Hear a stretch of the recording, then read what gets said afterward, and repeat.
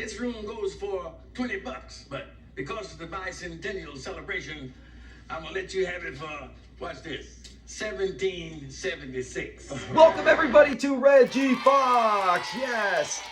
Thank you for joining us right now as we do, I believe this is our fourth.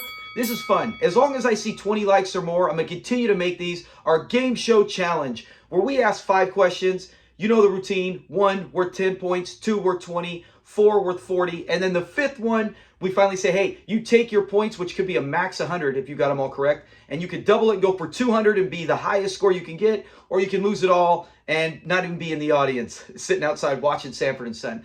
We'll go over the rankings at the end, but that's how this works.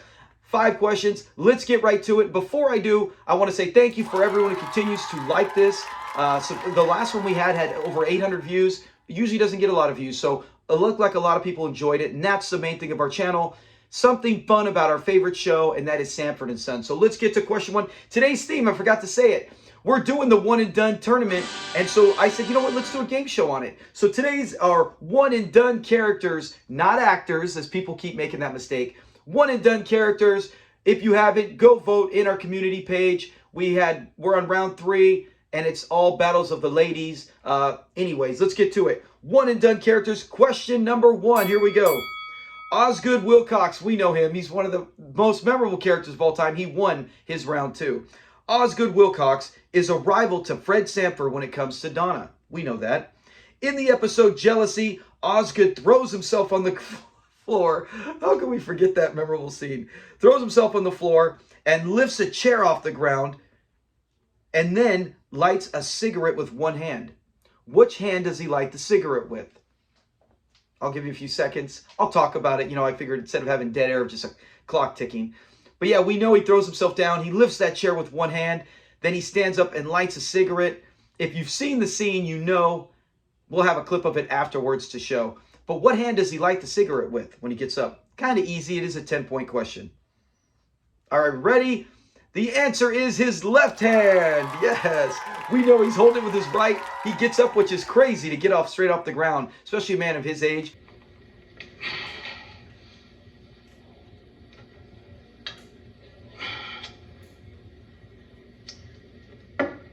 Hey, that's terrific, Mr. Wilcox. Oh, what's so terrific about lighting a cigarette?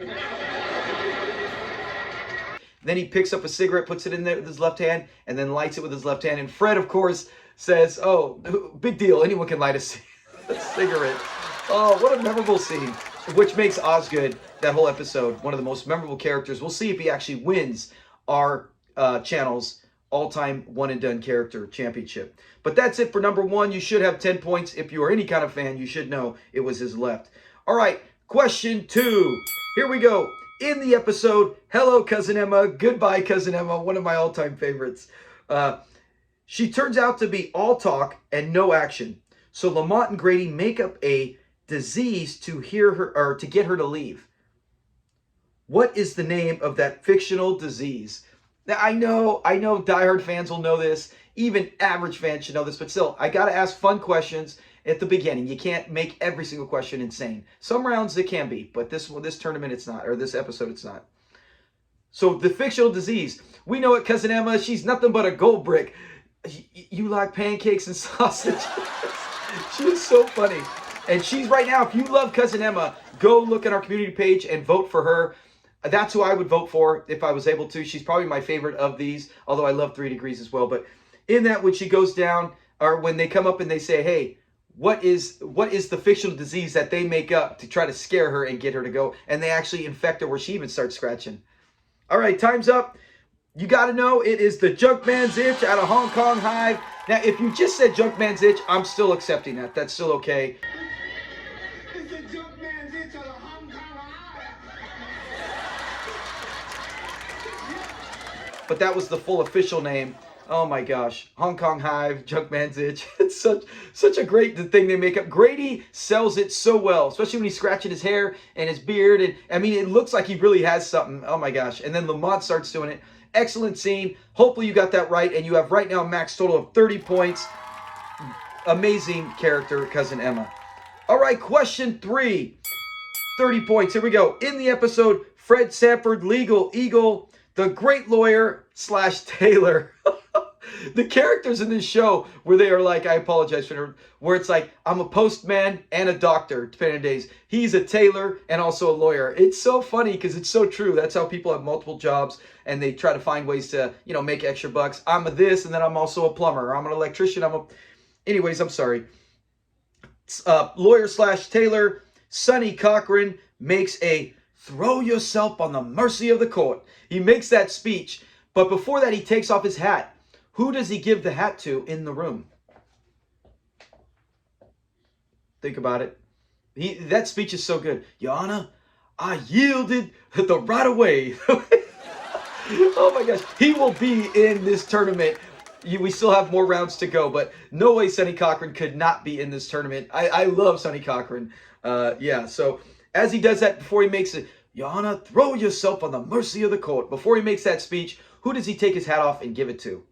Should have enough time. All right, are we ready? The answer is Lamont. Constituted an immediate hazard. And even though I had the green light, I was intending to yield the right of way.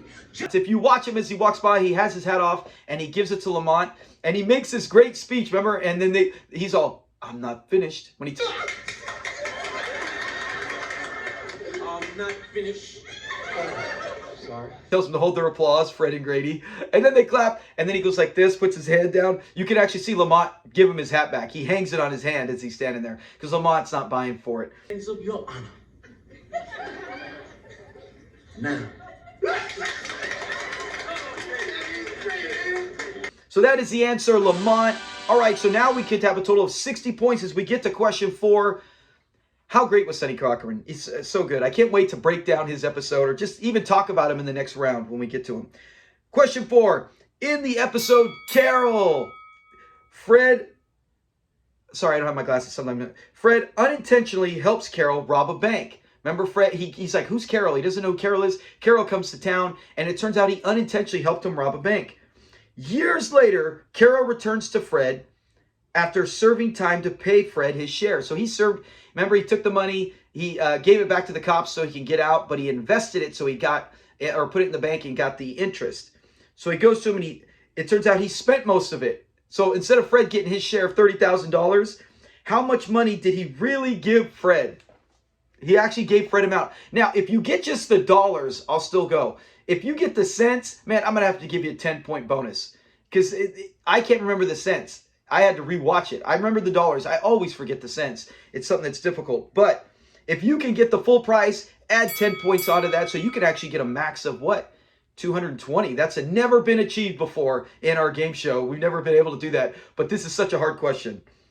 Out of the $30,000, we know it ain't a lot because it's Sanford and Son, and Fred's not going to get a big payday like that. But out of $30,000, how much did Carol actually give him? Carol Rhodes was so funny, and he will be in this tournament as well. You know, it's like, man, Freddie, and then he shifts his hair when he does that. All right, time's up. How much did he give him? If you got this, man, you are a diehard Sanford and Son, because even I wouldn't have remembered this without watching the total amount.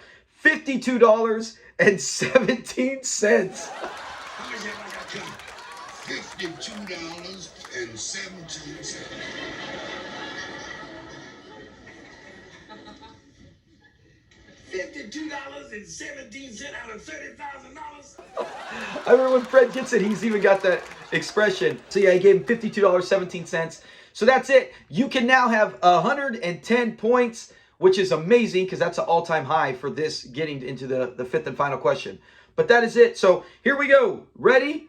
Decide how much you're going to bet. Most people just go all in. And we've seen people get to 200, which is rare. And we see people say, I got nothing because they went all in and they're in the outside the studio, not even watching it. Here we go. Question number 5.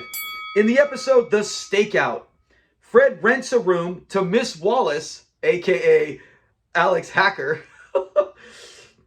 It's a disguise. Alex Hacker has a disguise. Fred usually charges $20. He takes Alex Hacker or Miss Wallace over to the Sanford Arms next door. Goes, I usually charge $20, but for you, I will give the the bicentennial price. 14 or no, what is it? 1776. I should have known that. Bicentennial 1776. Rent it to him for the bicentennial price. Miss Wallace counters with how much and why? Think of that. So as they're going back and forth, they're haggling. Miss Wallace, aka Alex Hacker, counters with a different offer, but why that amount? Two-part question. Here we go. In that episode, what is it? You should have put Alex Hacker counters with Columbus discovers America, and the price was $14.92. $20, but because of the bicentennial celebration, I'm gonna let you have it for, what's this? 1776. Columbus discovered America. 1492. So that was the answer. Hacker goes, how about we go with Columbus discovering America for $14.92? And then Fred's like, oh, you know what? Why don't we come in the middle with the, remember he's got it? Let's compromise and stop at that historic year 1675 when Baskin discovered Robbins. 1675, the year Baskins discovered Robbins.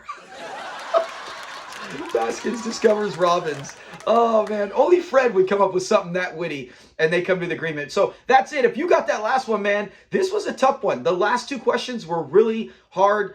They were something to where, if you're diehard, I know there's people out there who comment all the time, hey, they nail them. They nail them. They barely, some miss nothing. And that just shows how good you are. And I always like to ask questions about the episodes, not producers and all that, because I don't even know that. A lot of it's irrelevant. But when it comes to the show, man, we have fans who nail everything. And that's impressive because some of these, I wouldn't have remembered this. I would have been like, oh, what was it? What was the thing? But we got people who've seen it more than me, and I've seen this episode probably like 10 times. We've seen people probably seen this 100 times.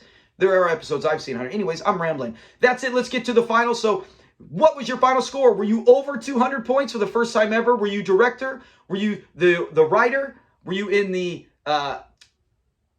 supporting actor?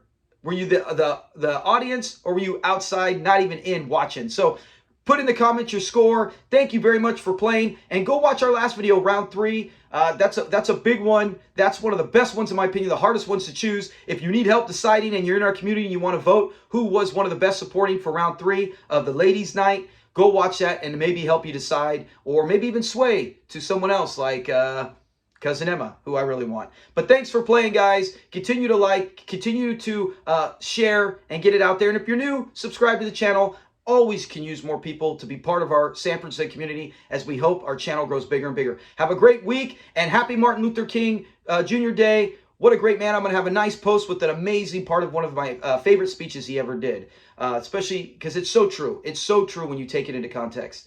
But have a great day and enjoy your week. Enjoy your day off. I'll be working, but enjoy your day off. Talk to you later. And go watch football. Go Rams. Whose house?